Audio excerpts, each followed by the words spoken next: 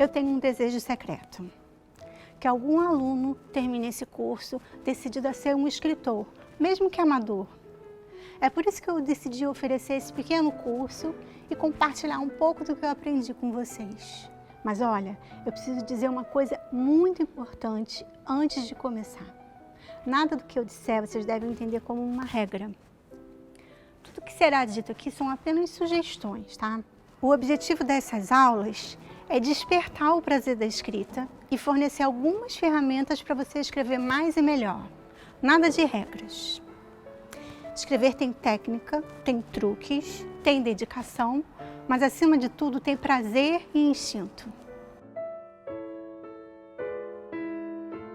Entrar numa sala escura, ficar submersa na história projetada na tela, é um dos meus maiores prazeres. Me faz muito feliz. Ler um bom livro também. Eu mergulho no universo do autor e isso é muito prazeroso. Porque a arte tem esse poder. Ela dá sentido à vida. A gente precisa de arte. E escrever é uma arte. Eu acho até que eu posso dizer que é a mais importante. Por quê?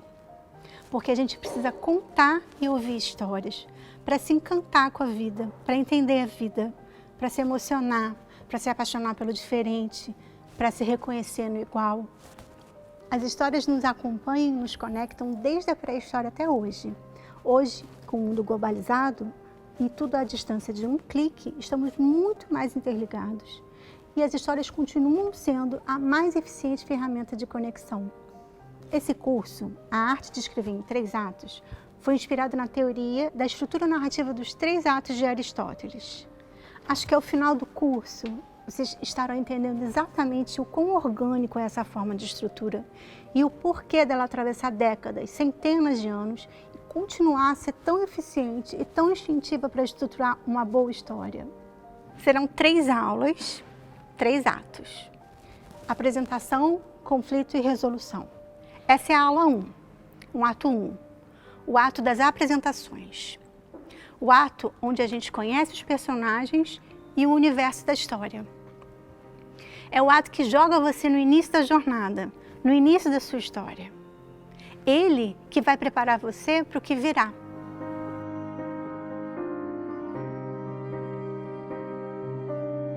Aristóteles foi um filósofo grego que viveu no período clássico da Grécia Antiga. Ele foi aluno de Platão e professor de Alexandre o Grande, rei de um dos maiores impérios do mundo antigo. Aristóteles foi um dos grandes pensadores da história e ele foi um estudioso e teórico de dezenas de assuntos. A poética é um conjunto de anotações que ele fez sobre o tema da poesia e da arte. São anotações que ele fazia para transmitir de forma oral suas teorias e observações para os seus alunos. Nesse conjunto de anotações, Aristóteles se debruçou na análise das peças apresentadas nos anfiteatros gregos. Nessa análise, ele observou elementos que se repetiam em todas as peças, um paradigma, um modelo. Nesse paradigma, Aristóteles dividiu as obras em prólogo, primeiro ato, episódio, segundo ato, e êxodo, terceiro ato. De forma bem simplificada, é o início, o meio e o fim, a estrutura mínima. Hoje, esse paradigma é nomeado de diferentes formas, mas a mais usual que a gente usa hoje em dia é ato 1, apresentação, ato 2, desenvolvimento e ato 3, resolução. Esse paradigma é organicamente aplicado em quase todas as histórias que ouvimos e contamos. Tenta observar essa estrutura a partir de hoje, nas histórias que você lê ou que você vê nos filmes.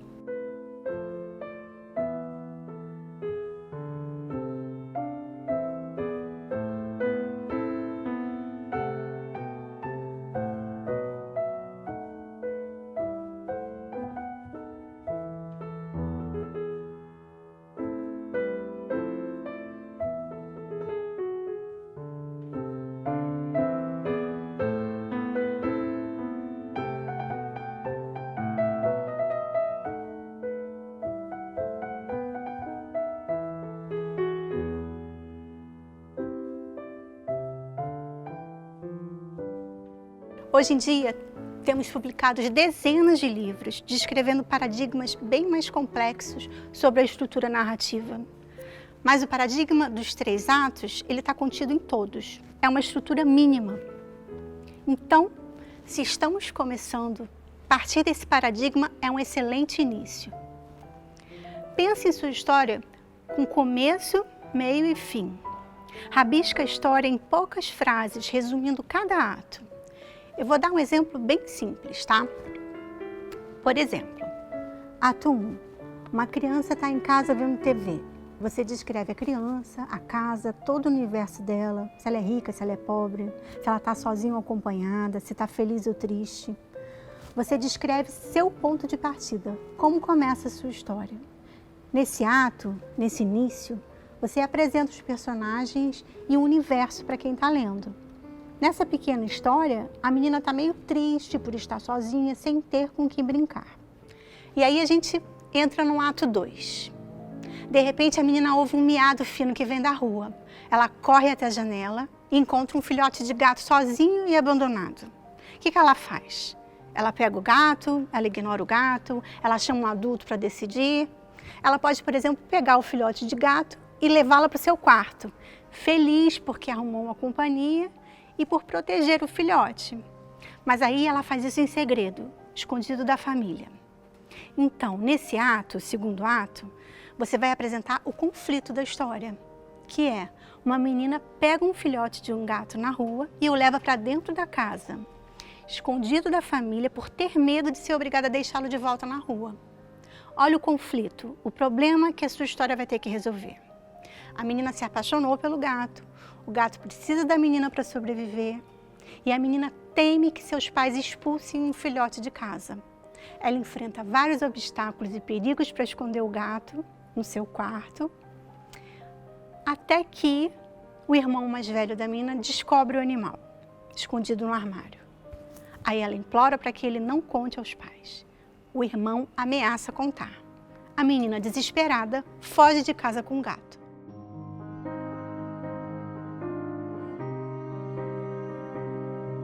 Aí a gente entra no ato 3, que é o desfecho. Aqui a sua história vai começar a caminhar para o fim. Você tem que resolver esse problema que você criou. Que você poderia resolver, por exemplo, assim. O irmão, desesperado, procura pela menina no bairro. Ele sente-se culpado pela fuga da irmã, até que ele a encontra. A menina, que estava apavorada e arrependida de ter fugido, fica feliz em ver o irmão. Eles se abraçam, o irmão promete ajudá-la a convencer os pais a ficar com o gato. Eles voltam para casa mais unidos que nunca. Fim da história. Percebem que os atos têm uma relação de causa e efeito entre si?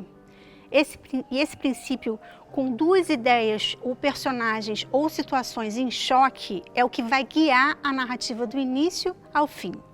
Nessa história simples do gato que a gente usou como exemplo, as 2 ideias em choque são: a menina ama o gato versus ela não pode ter um gato. E nessa simples história ainda tem um outro conflito, que é a relação entre os irmãos, mas que também se resolve no fim.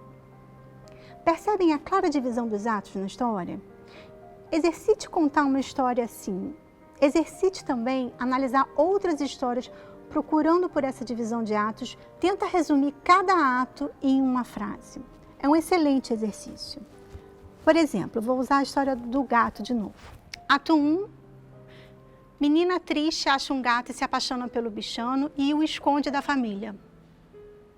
Ato 2. Irmão descobre animal escondido e ameaça entregar o segredo da menina aos pais. Para proteger seu novo amigo, a menina foge com o gato. Ato 3. Irmão encontra irmã, eles fazem as pazes e conseguem convencer a família a ficar com o gato. Então, antes de escrever sua história, monta essa estrutura em poucas frases, que é a sua estrutura mínima. Ela será seu trilho ao longo da narrativa, seja ela curta ou longa. Segure esse fio e não o solte. Seguindo esse fio, a probabilidade de você contar uma boa história aumenta muito. Exercite esse paradigma Escreva e reescreva. De tanto você treinar, vai chegar uma hora em que esse paradigma estará tão dentro de você que você nem se lembrará dele. Você apenas vai seguir o fluxo da história, sabendo exatamente aonde você precisa chegar. Agora, nada te impede de romper esse paradigma, tá? Uma mesma história pode ser contada de infinitas maneiras. A sua maneira de contar uma história é única, é especial e é muito valiosa. Rompa paradigmas, mas sempre sabendo o que você está rompendo. Isso precisa ser sua base. Construa para depois desconstruir. Agora vamos até a pré-história, no tempo em que não existiam caderninhos para fazer anotações. No tempo em que as histórias eram passadas de geração para geração de forma oral. A contação de histórias é uma prática muito antiga, que vem lá dos tempos neolíticos, talvez até paleolíticos. Quando nossos ancestrais deixaram seus desenhos nas rochas, eles estavam deixando um registro que eles tinham de si e do mundo. E aí no final do dia, homens e mulheres sentavam-se ao redor da fogueira e contavam sobre o que viram, suas aventuras, os percalços ou o sucesso da caçada, o que eles percebiam do mundo. Eles contavam suas histórias para ouvidos atentos, ávidos pela narrativa e pelo desfecho da história. Os ouvintes se emocionavam, se surpreendiam e aprendiam junto com o contador de história. Assim, esse grupo percebia o mundo de uma maneira única. Os saberes eram compartilhados e multiplicados. Contar bem uma história sempre foi uma grande virtude, muito apreciada por todos. Um bom contador de histórias é uma pessoa de fundamental importância dentro da sociedade. Sempre foi e sempre será. Ouvir uma história é vivenciá-la, é dar sentido e razão à existência humana, que pode ser uma experiência assustadora se a gente não dá a ela sentido e compreensão. Essa compreensão coletiva do mundo é percebida através da contação de histórias. O contar histórias de hoje é tão importante quanto o de antigamente. A diferença é que hoje temos diferentes necessidades, mais técnica e mais tecnologia, mas a função é a mesma, dar sentido à nossa existência. Aprendemos e ensinamos ao contarmos uma história. Como dizia Paulo Freire, todos nós aprendemos uns com os outros e em comunhão com o mundo. A gente se educa mutuamente quando temos a oportunidade de olhar um mundo levando em conta a percepção do outro. Por isso, todas as histórias são importantes. Elas nos entrelaçam no mundo de significado do qual sentimos que fazemos parte. E isso nos permite ser agente transformador de nós mesmos e do mundo, compartilhando nossas vivências, exatamente como faziam nossos antepassados na tradição oral. Narrar é uma forma de pensar o mundo. Escreva. Sua história é muito importante.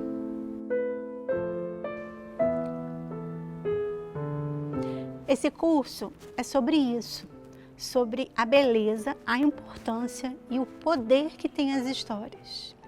E você é um contador de histórias. Mas como contar uma história de maneira eficiente, clara e prazerosa para quem escreve e para quem lê?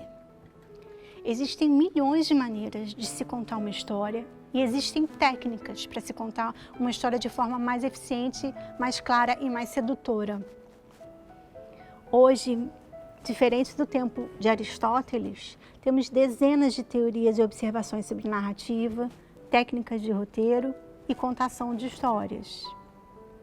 A gente vai falar um pouco sobre isso na aula 2, lá no segundo ato, quando as coisas podem complicar só um pouquinho, mas é também quando vocês vão entrar numa jornada de ótimos desafios. Antes de me despedir, eu lanço aqui um pequeno desafio. Manda para o e-mail que está na cartela final dessa aula uma história que você ouviu de alguém mais velho e que você nunca esqueceu. Eu vou adorar ler sua história ou ouvir. Você pode mandar um vídeo contando a história também. Te espero na próxima aula.